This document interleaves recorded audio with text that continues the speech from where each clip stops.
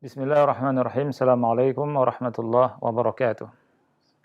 Innal hamdalillah nahmaduhu wa nasta'inuhu wa nastaghfiruh wa na'udzu billahi min shururi anfusina wa min sayyiati a'malina. May yahdihillahu fala mudilla lahu wa man yudlil fala hadiya lahu. Asyhadu an la ilaha illallah wahdahu la syarika lahu wa asyhadu anna Muhammadan abduhu wa rasuluh. Ya ayyuhalladzina amanu taqullaha haqqa tuqatih wa la tamutunna illa wa antum muslimun. يا أيها الناس اتقوا ربكم الذي خلقكم من نفس واحدة وخلق منها زوجها وبث منهما رجالا كثيرا ونساء واتقوا الله الذي تساءلون به والأرحام إن الله كان عليكم رقيبا يا أيها الذين آمنوا اتقوا الله وقولوا قولا سديدا يصلح لكم أعمالكم ويغفر لكم ذنوبكم ومن يطع الله ورسوله فقد فاز فوزا عظيما أما بعد فإن أصدق الحديث كتاب الله وخير الهدي هدي محمد صلى الله عليه وعلى آله وسلم وشر الأمور محدثاتها فإن كل محدثة بدعة وكل بدعة ضلالة وكل ضلالة في النار. Para pemirsa dan para pendengar Radio Roja yang dimuliakan oleh Allah Subhanahu wa taala. Alhamdulillah, segala puji milik Allah Subhanahu wa taala, salawat dan salam semoga tetap tercurahkan untuk Nabi yang kita cintai, Nabi Muhammad sallallahu alaihi wasallam beserta keluarganya, para sahabatnya dan umatnya hingga akhir zaman. Ikhwah yang dimuliakan oleh Allah Subhanahu wa taala, pada kesempatan yang mulia ini insyaallah taala kita akan membahas surat Al-Baqarah ayat 234 tentang hukum wanita yang ditinggal mati oleh suaminya. Di dalam ayat ini Allah Subhanahu wa taala berfirman, وَالَّذِينَ يُتَوَفَّوْنَ مِنْكُمْ وَيَذَرُونَ أَزْوَاجًا يَتَرَبَّصْنَ بِأَنفُسِهِنَّ أَرْبَعَةَ أَشْهُرٍ وَعَشْرًا فَإِذَا بَلَغْنَ أَجَلَهُنَّ فَلَا جُنَاحَ عَلَيْكُمْ فِيمَا فَعَلْنَ فِي أَنفُسِهِنَّ بِالْمَعْرُوفِ وَاللَّهُ بِمَا تَعْمَلُونَ خَبِيرٌ. Yang artinya, dan orang-orang yang mati di antara kamu. Ini orang-orang yang wafat, orang-orang yang meninggal di antara kamu, serta meninggalkan istri-istri, hendaknya mereka, yakni istri-istri tersebut, menunggu 4 bulan 10 hari. Kemudian apabila telah sampai akhir masa iddah mereka, maka tidak ada dosa bagimu, ini bagi kalian, mengenai apa yang mereka lakukan terhadap diri mereka menurut cara yang patut. Wallahu bima ta'maluna khabir, dan Allah Maha mengetahui apa yang kalian kerjakan. Allah mengetahui apa yang kalian kerjakan. Para pemirsa Roja TV dan para pendengar Radio Roja yang dimuliakan oleh Allah Subhanahu wa taala, inilah ayat yang insyaallah taala akan kita bahas. Sekali lagi, ayat ini berkenaan tentang hukum wanita yang ditinggal mati oleh suaminya. Setelah beberapa waktu lalu kita membahas tentang hukum tolak, ya, kemudian iddah, ya, maka di sini kita akan bahas tentang kewajiban seorang wanita di masa iddah, khususnya masalah wanita yang ditinggal wafat, ya, oleh suaminya, ditinggal mati oleh suaminya. Allah Subhanahu wa taala berfirman, وَالَّذِينَ يُتَوَفَّوْنَ مِنْكُمْ وَيَذَرُونَ أَزْوَاجًا يَتَرَبَّصْنَ بِأَنفُسِهِنَّ. Dan orang-orang yang mati di antara kalian, ya, di antara kamu, serta meninggalkan istri-istri, ya, meninggalkan istri-istri, hendaklah mereka di sini maksudnya para istri, ya, menunggu 4 bulan 10 hari, ya. Azwaja yatarabbasna bi anfusihin. Saya akan bacakan dari syarah atau penjelasan Syekh Muhammad bin Shalih Al-Utsaimin rahimahullah, ya, tafsir dari beliau, tetapi saya akan tinggalkan tafsir yang berhubungan dengan pembahasan yang berhubungan dengan bahasa Arab, karena tidak semua yang melihat acara ini, ya, bisa berbahasa Arab. Wa qauluhu ta'ala yutawaffawna. Ya, jadi Allah berfirman walladzina yutawaffawna. Ya, jadi wafat ini dari bahasa Arab. dan orang-orang yang wafat, yani orang-orang yang mati. Walladzina yutawaffawna minkum, dan orang-orang yang wafat di antara kalian. Ya, orang-orang yang mati di antara kalian, orang-orang yang meninggal di antara kalian. Ya. Yatawaffahumullah, ya. Yang mencabut nyawa tentunya adalah Allah Subhanahu wa taala, ya. Yang mewafatkan mereka adalah Allah Subhanahu wa taala. Wadzalika biqabdi arwahihim indal mauti, yaitu dengan mencabut roh mereka ketika kematian, ya. Dan perhatikan, di dalam Al-Qur'an penyandaran dari pencabutan nyawa itu ada terkadang disandarkan kepada Allah langsung, terkadang disandarkan kepada malakul maut. Malakul maut ini adalah malaikat pencabut nyawa.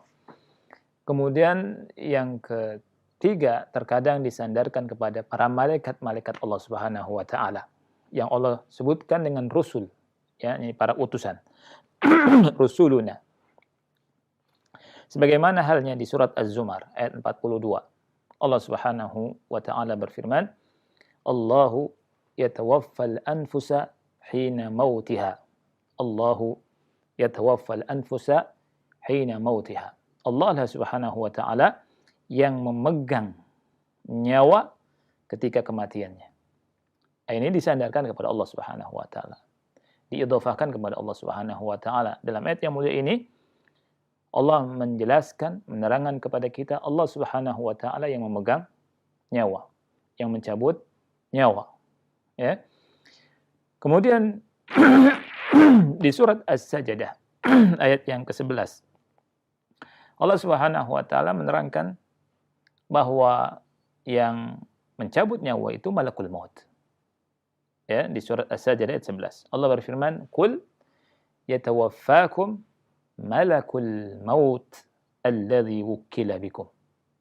Qul yatawaffakum malakul maut alladhi wukkila bikum. Katakanlah, yang mencabut nyawa kalian, yang mewafatkan kalian adalah malakul maut, malaikat pencabut nyawa yang diwakilkan kepada kalian.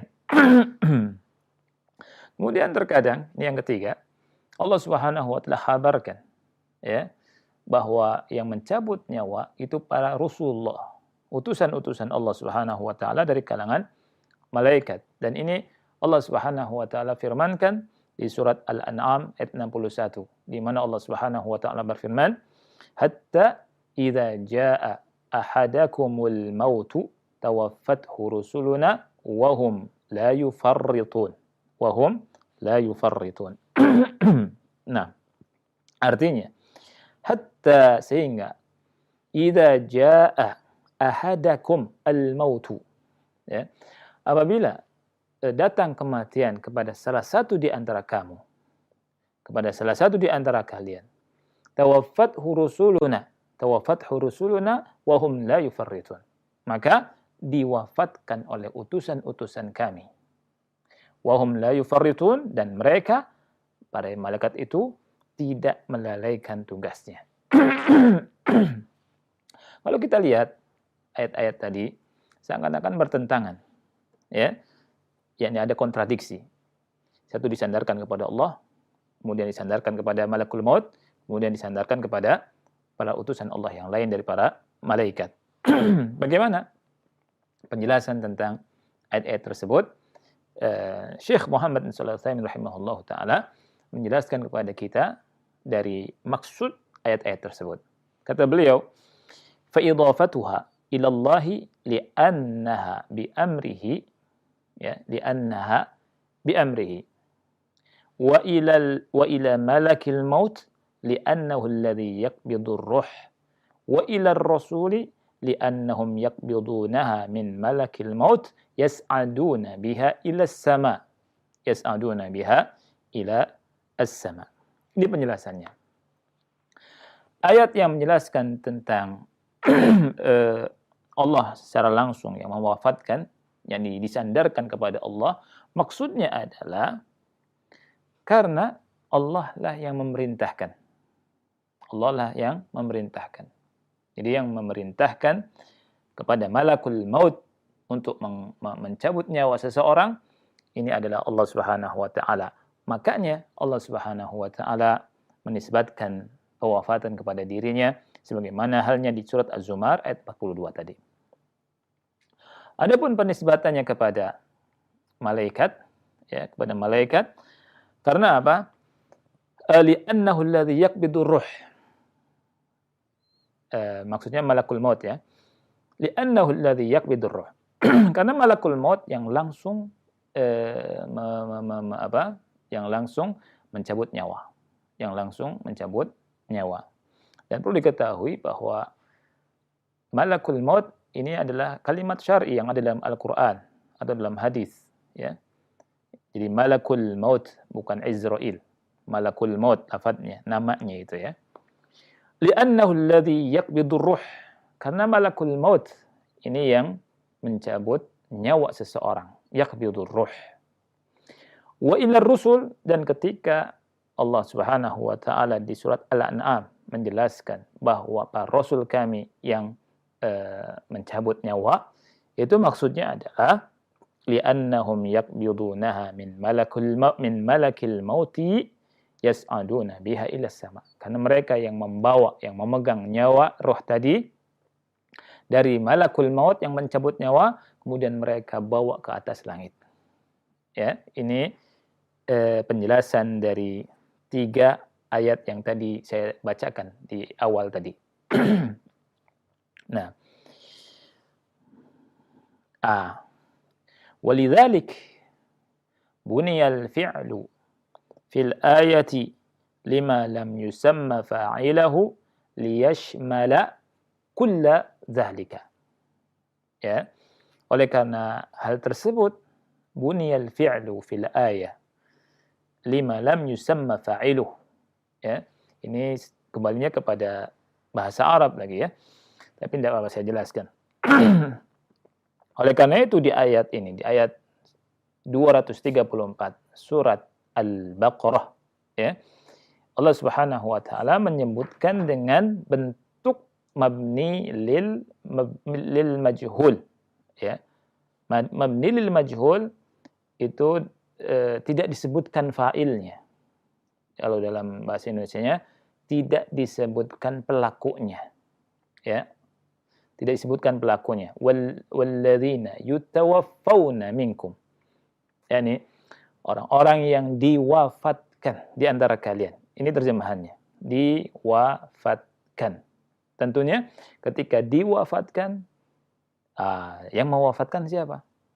Yang mewafatkan adalah Allah Subhanahu wa taala atas perintah Allah. Kemudian Allah mengutus malakul maut yang mencabut nyawa langsung.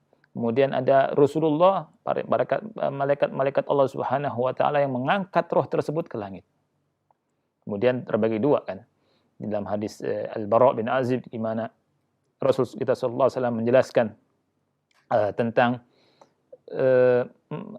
orang yang meninggal keadaan mukmin, orang yang meninggal dalam keadaan kafir atau munafik. Nah, itu dalam hadis yang sangat panjang di hadis Bara' bin Azib. Nah, disebutkan oleh Allah Subhanahu wa taala di surat Al-Baqarah, di surat Al-Baqarah ayat 234 dengan mabni li al-maf'ul atau mabni lil majhul, ya, artinya si pelaku tidak disebutkan, ya. Ada maksudnya. Maksudnya adalah liyashmala kulla dzalik, untuk mencakup 3 hal tadi. Mencakup 3 hal tadi. Nah,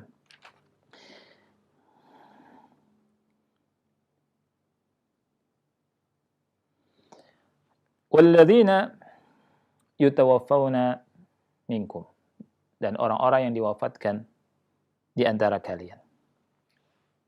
Wafat. Saya akan singgung sedikit tentang masalah wafat, ruh ketika dicabut nyawanya. Tadi disebut oleh Syekh Muhammad bin Shalih Al-Utsaimin, ada satu ayat di surat Az-Zumar ayat 342. Ini sebagai faedah. Ayat ini ada kelanjutannya.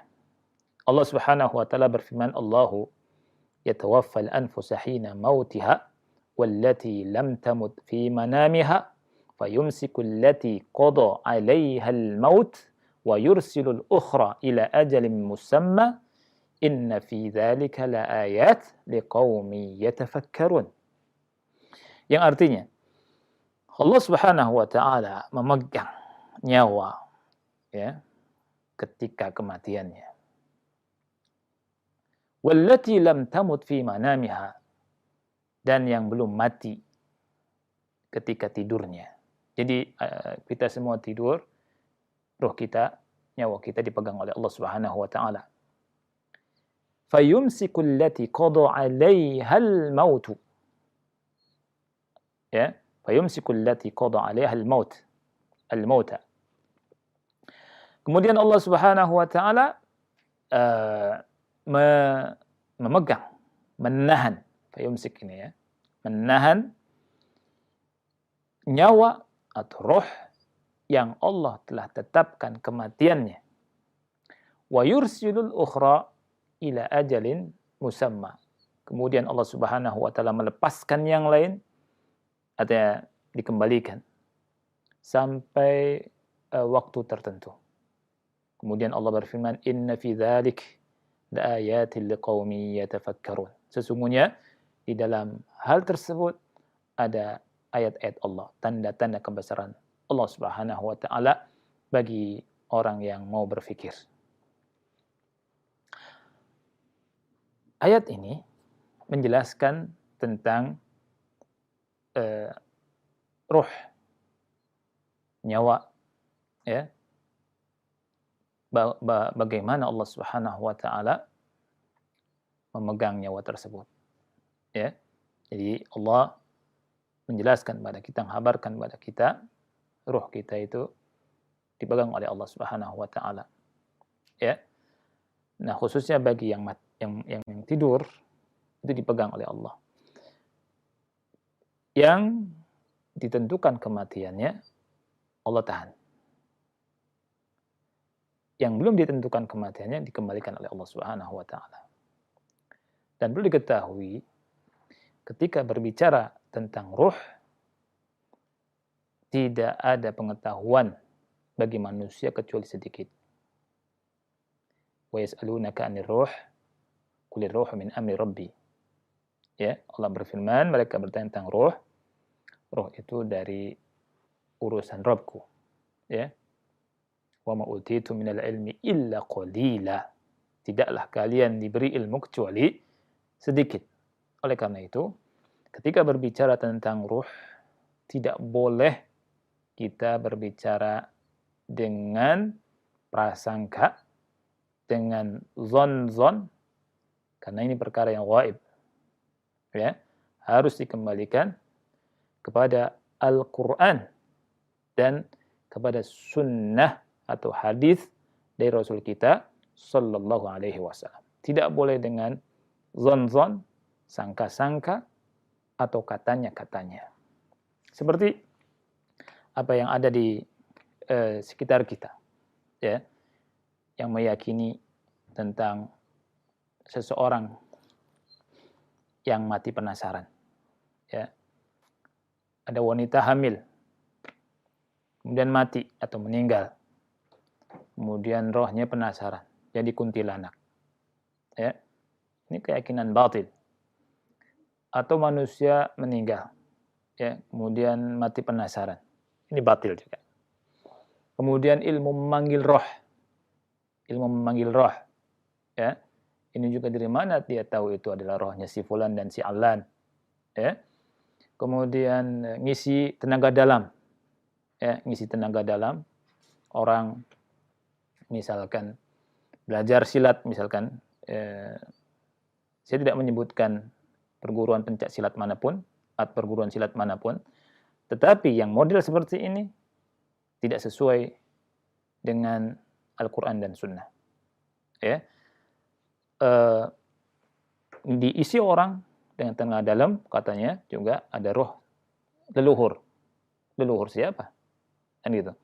Roh si fulan bin fulan yang punya ilmu dan seterusnya. Kemudian dimasukkan ke tubuh seseorang atau tubuh muridnya.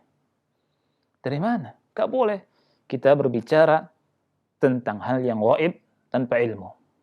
Perlu diketahui, kalau misalkan terjadi seperti itu bukan roh, bisa jadi itu adalah jin. Ya, orang yang punya ilmu semacam ini, dia bekerja sama dengan jin, bisa jadi. Kemudian dia katanya masukkan roh si fulan-fulan dan seterusnya masuk. Atau misalkan ada seseorang, ya, kemudian memejamkan mata orang, kemudian dia baca-baca entah bacaan apa, saya nggak paham. Kemudian dibuka bisa lihat roh fulan, roh fulan, roh fulan. Ya, datang kepada tempat yang angker, ini rohnya si fulan, ini rohnya si fulan, ini rohnya si fulan. Padahal itu bisa jadi itu tipuan dari jin. Ya. Oleh karena itu, tidak boleh berbicara tentang masalah yang gaib kecuali dengan dalil. Ya. Dan Allah katakan, "Wa ma utitum minal ilmi illa qalila." Kalian tidak diberi ilmu kecuali sedikit. Kalian tidak diberi ilmu kecuali sedikit. Dan jelas di sini yang menahan dan melepaskan roh adalah Allah Subhanahu wa taala.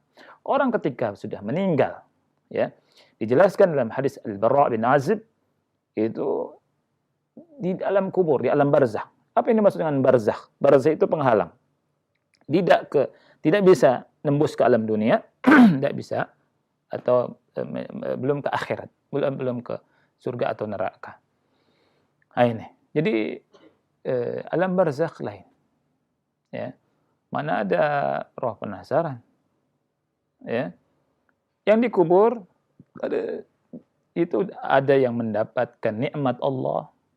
Sudah meninggal sudah mendapatkan nikmat Allah. Sampai dia berkata, "Rabbi aqimis sa'ah, ya Rabb, tegakkan hari kiamat." Ini yang mendapat nikmat Allah.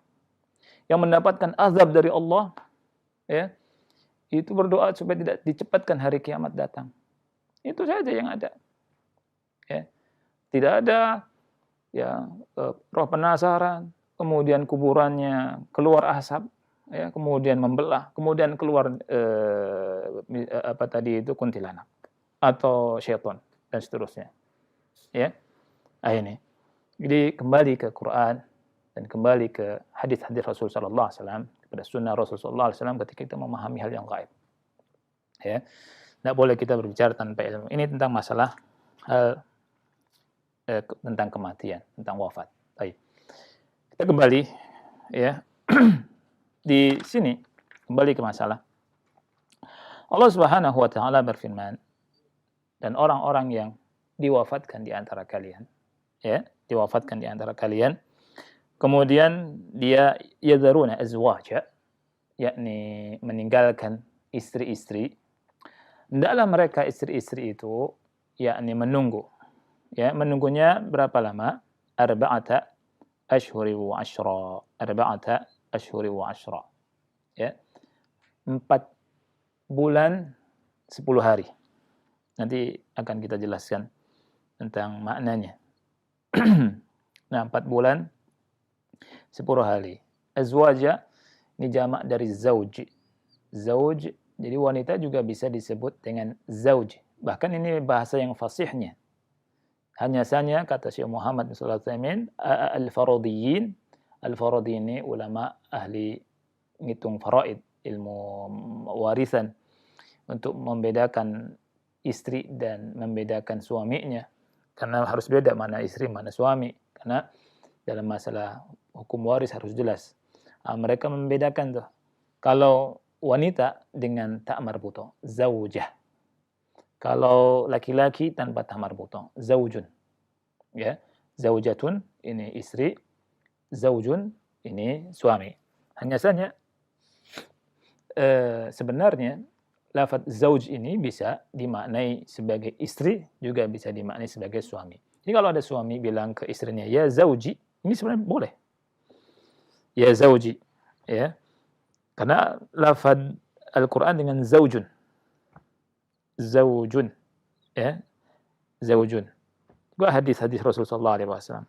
Jadi untuk membedakan dalam masalah warisan, tadi al-faradiyun membedakan zaujah sebagai untuk istri, zaujun untuk suami. Dan di sini kita mendapati hukumnya, nanti insya Allah akan dijelaskan, bahwa wanita yang ditinggal mati, wafat oleh suaminya, itu masa iddahnya 4 bulan 10 hari. 4 bulan 10 hari. Dan 4 bulan 10 hari ini juga mereka harus menjalani ihdad. Ihdad ini dari kata yang pembatasan.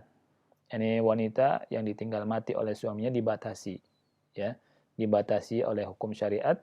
Mereka selama masa iddahnya itu tidak boleh berdandan, ya, tidak boleh pakai minyak wangi, ya, dan beberapa hal yang insyaallah ta'ala akan kita sebutkan di fawaidnya. Nah, فَإِذَا بَلَغْنَ أَجَلَهُنَّ فَلَا جُنَاحَ عَلَيْكُمْ فِيمَا فَعَلْنَ فِي أَنفُسِهِنَّ وَاللَّهُ بِالْمَعْرُوفِ وَاللَّهُ بِمَا تَعْمَلُونَ خَبِيرٌ. Apabila mereka, apabila telah sampai akhir masa iddah mereka, maka tidak ada dosa bagimu mengenai apa yang mereka lakukan terhadap diri mereka menurut cara yang patut, menurut cara yang ma'ruf, dan Allah Maha mengetahui apa yang kamu kerjakan. Allah mengetahui apa yang kamu kerjakan. Baik, ayat yang mulia ini, ikhwah yang dimuliakan oleh Allah Subhanahu wa taala, ada beberapa faedah yang bisa kita ambil, ya. Yang pertama adalah wujubul iddati 'alal mutawaffa 'anha zawjuha.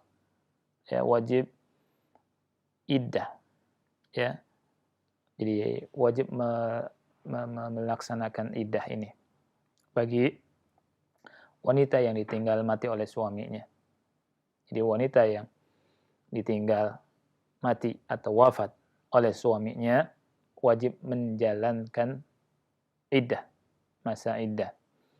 Jadi tidak boleh ketika suaminya meninggal, ya, kemudian besoknya nikah atau sepekan lagi nikah, ya. Jadi ada iddahnya dan wajib menjalani, hukumnya wajib, tidak sunnah. Karena apa? Wanita yang menikah di masa iddah, nikahnya tidak sah. Hukumnya wajib. Sekali lagi, wanita yang menikah kembali dengan laki-laki lain di masa iddah, maka nikahnya tidak sah.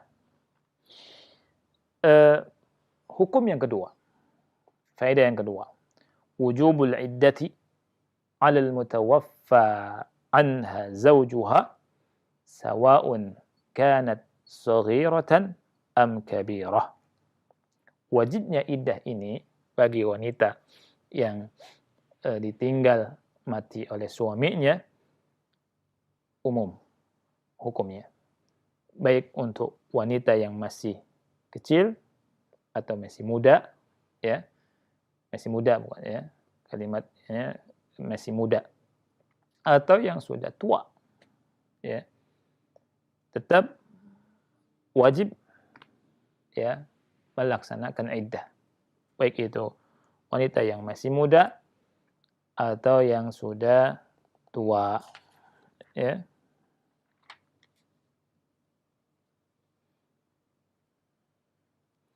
Yang ketiga, wujubul iddah 'alal mutawaffa 'anha zawjuha sawa'un dakhala biha am lam yadkhul. Liqaulihi ta'ala azwaja. Ya.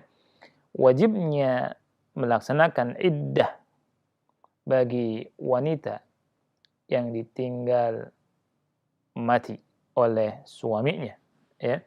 Baik wanita tersebut sudah digauli atau belum digauli oleh suaminya. Dengan keumuman lafaz azwaja, azwaja, ya. Karena wanita yang belum digauli tetap dinamakan istri. Tetap dinamakan istri, ya. Tetap dinamakan istri kalau sudah diadakan akad pernikahan, ya. Karena kita tahu bahwa perceraian, ya, yang terjadi antara suami istri ketika belum adanya dukhul dan khalwah. Artinya sebelum ada dukhul dan khalwah, sebelum digauli dan sebelum berdua-duaan, ya, itu wanita tersebut ketika dicerai tidak ada iddah. Tidak ada iddah. Ini didasari dengan surat Al-Ahzab ayat 49. Allah berfirman, "Ya ayyuhalladzina amanu idza nakahtumul mu'minati tsumma talaqtumuhunna min qabli an tamassuhunna fama lakum 'alaihinna min 'iddatin ta'taddunaha." Wahai orang-orang yang beriman, apabila kalian menikahi wanita-wanita mukminat, kemudian kalian cerai sebelum digauli, maka tidak ada iddah baginya yang kalian hitung.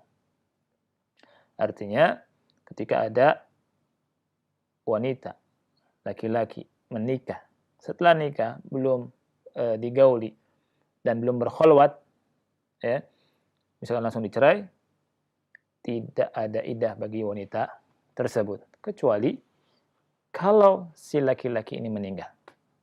Ya, jadi misalkan setelah akad, la qadarullah, dia lihat wanita istrinya, kemudian jantungan, mati tuh si laki-laki tersebut, mati.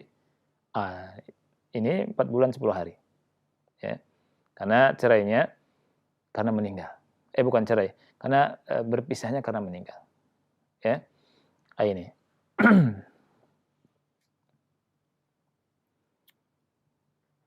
Kemudian yang keempat, dan insya Allah yang keempat ini kita akan bahas pada pertemuan berikutnya, yakni wujub intidharil mar'ah bi nafsiha muddatal iddah bihaitsu la tatazawwad wa la tata'arrad li az-zawaj. Nah,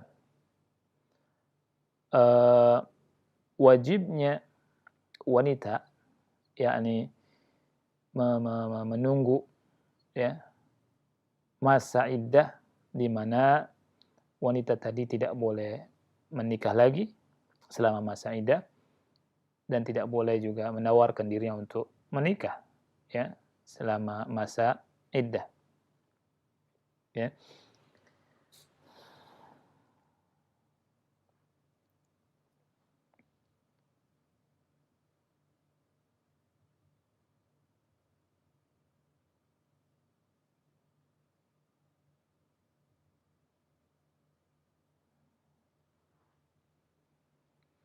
Taib. Masa iddah bagi wanita ini yang meninggal oleh suaminya, wafat oleh suaminya, ada hukum ihdad. Dan insyaallah ta'ala akan kita bahas pada pertemuan berikutnya, karena agak sedikit panjang. Kemudian juga kita akan bahas hikmah dari kenapa wanita yang meninggal ini, hikmahnya harus 4 bulan 10 hari. Ya. Dan penjelasan Syekh sedikit panjang, oleh karena itu Anda tunda untuk pertemuan berikutnya. Wallahu a'lam bishawab. Ini saja barangkali yang bisa kita bahas, dan insyaallah ketika bertemu kembali, dan kita minta tentunya umur panjang, ya, dalam ketaatan, kita akan bahas apa hikmahnya. Karena ketika tahu hikmahnya, walaupun tidak mesti kita belajar tentang hukum agama itu harus tahu hikmahnya, tidak mesti. Tapi ketika kita tahu hikmahnya, maka kita sedikitnya akan lebih, yakni tenang, kemudian semakin cinta dengan Islam. Ya, Islam ini agama yang luar biasa.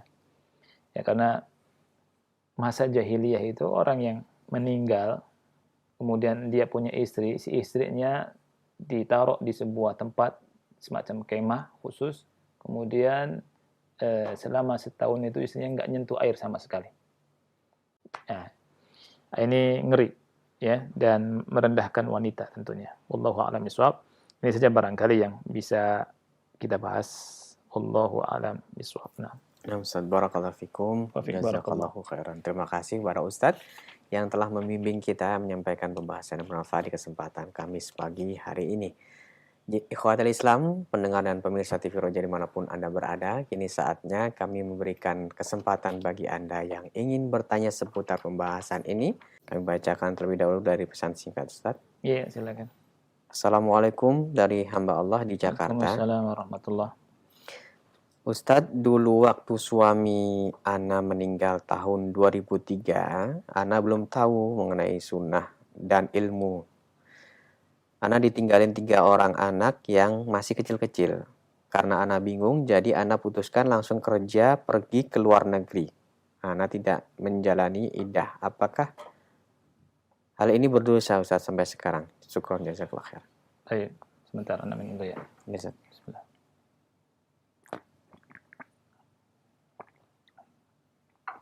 Alhamdulillah wassalatu wassalamu ala Rasulillah wa ala alihi wa ashabihi wa man wala ba'd. Nah, ketika suami meninggal, ya, maka hukum wanita yang ditinggal karena wafat tadi, ya, cerainya karena wafat, itu sangat jelas disebutkan oleh Allah Subhanahu wa taala di surat Al-Baqarah ayat 234 ini. Si wanita tadi harus menunggu iddah, ya, melaksanakan iddah. Iddahnya 4 bulan 10 hari. Dan bersama dengan itu ada ihdad. Ihdad ini masa berkabung. Ini merupakan penyempurna hak suami atas istrinya. Karena wajib bagi istri menunaikan hak suaminya. Di antara adalah ketika suaminya meninggal, dia melaksanakan ihdad. Ihdad ini dia tidak boleh berdandan, tidak boleh juga pakai minyak wangi, ya, tidak boleh menikah. Nah, tadi pertanyaannya kok agak kurang jelas, ya. Apakah menikah, ya, atau hanya sekedar pergi keluar, ya. Nah, di antara hukum ihdad itu memang tidak boleh keluar rumah, kecuali kalau ada kebutuhan, ada hajat. Seperti misalkan dia ngajar, ya, di siang hari, boleh keluar untuk ngajar, ya. Atau seperti misalkan dia punya kebun, ya, yang harus diurus, yang nggak ada yang ngurus yang lain, dia keluar untuk ngurus kebunnya, balik lagi ke rumah sebelum malam. Jadi malam hari dia tinggal di rumah. Tetapi dia tidak boleh pakai lipstick, tidak boleh pakai minyak wangi, nggak boleh berdandan. Ini ihdad, ya. Nah, gimana kalau keluar sampai tidak pulang ke rumah? Ya ini tidak menunaikan hak suami. Tentunya berdosa, ya. Dan bertobat kepada Allah Subhanahu wa taala. Tapi kalau iddah, ya, tadi iddah, dia tidak menikah, ya.